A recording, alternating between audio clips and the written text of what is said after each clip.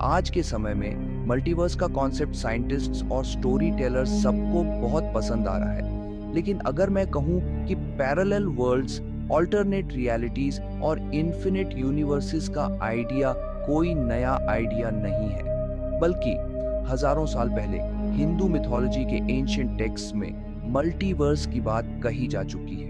और मानो या ना मानो, इस विशाल कॉस्मिक विजन की एक झलक सबसे पहले एक कौवे ने देखी थी। दोस्तों, काक भुशुंडी एक मिस्टिकल फिगर हैं, एक ऐसे सेज जो कौवे का रूप धारण कर चुके हैं, जिन्हें अमृता और समय के महान साइकिल्स को देखने का वरदान मिला हुआ है।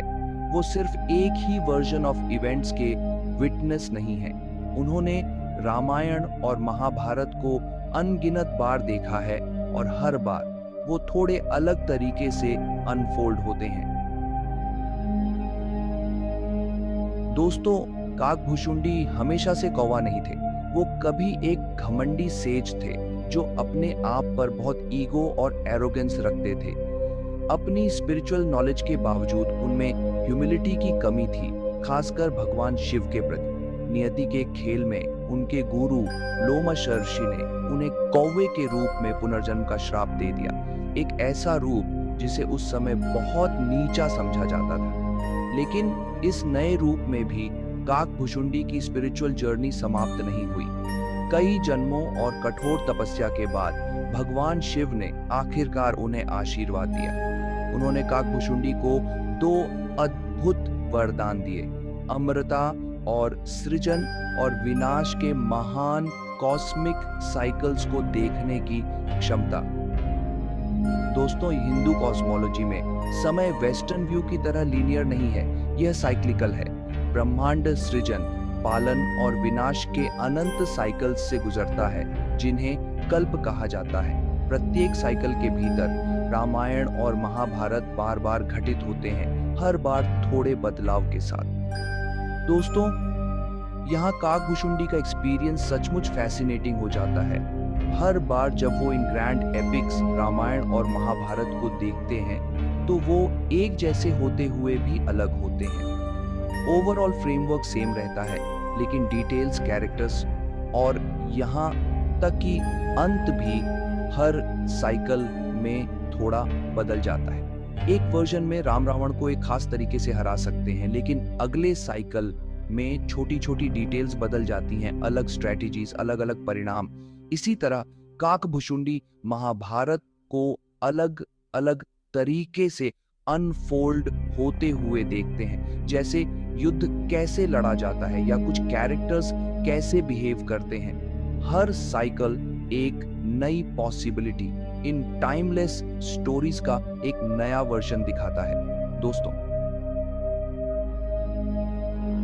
दोस्तों, काकभुशुंडी का ज्ञान इतना विशाल था कि स्वयं महान गरुड़, पक्षियों के राजा और भगवान विष्णु के वाहन उनसे ज्ञान प्राप्त करने आए। उनकी प्रसिद्ध बातचीत में गरुड़ काकभुशुंडी से समय और ब्रह्मांड के रहस्यों के बारे में पूछते हैं। वे कहते हैं, हे गरुड़, मैंने भगवान राम को अनगिनत बार अवतार लेते देखा है। हर कल्प में मैं रामायण को नए सिरे से देखता हूँ। कभी युद्ध लंबे होते हैं, कभी छोटे, लेकिन मैं कितने भी वर्जन्स देखूं, एसेंस नहीं बदलता।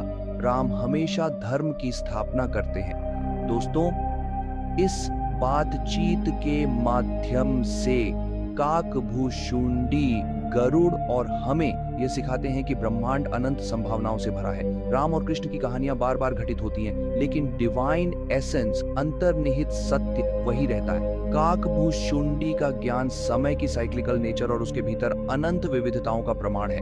दोस्तों, काकभुशुंडी को जो बात यूनिक बनाती है वो सिर्फ इन एपिक्स को कई बार देखने की उनकी क्षमता नहीं है, बल्कि आउटकम से उनका कंप्लीट डिटैचमेंट है।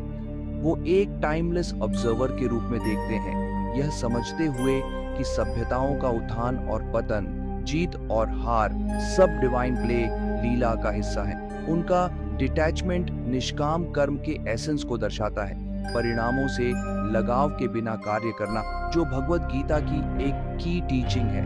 हर बार एक ही घटना को अलग तरह से देखकर काकभुशुंडी हमें दिखाते हैं कि जीवन की डिटेल्स भले ही बदल जाए ईट शी, लेकिन इटर्नल ट्रूथ्स, धर्म, राइचियसनेस और डिवाइन विल स्थिर रहती है। तो दोस्तों, हम काकभुशुंडी से क्या सीख सकते हैं? उनकी कहानी सिर्फ एक मिथ नहीं है, बल्कि समय, ज्ञान और डिटैचमेंट की प्रकृति पर एक प्रोफाउंड लेसन है। ये हमें सिखाती है कि भले ही जीवन अपने पैटर्न्स को दोहराता हो, हर पल, हर फैसला यूनिक होता है, लेकिन अंत में डिवाइन प्ले जारी रहता है, अपने मूल में अपरिवर्तित, लेकिन अपने रूपों में अनंत रचनात्मक। काकभुशुंडी की कहानी हमें याद दिलाती है कि जीवन की घटनाएं समुद्र पर उठने वाली लहरों की तरह हैं। वो उठती और गिरती हैं, लेकिन समुद्र वैसे का वैसा ही रहता है।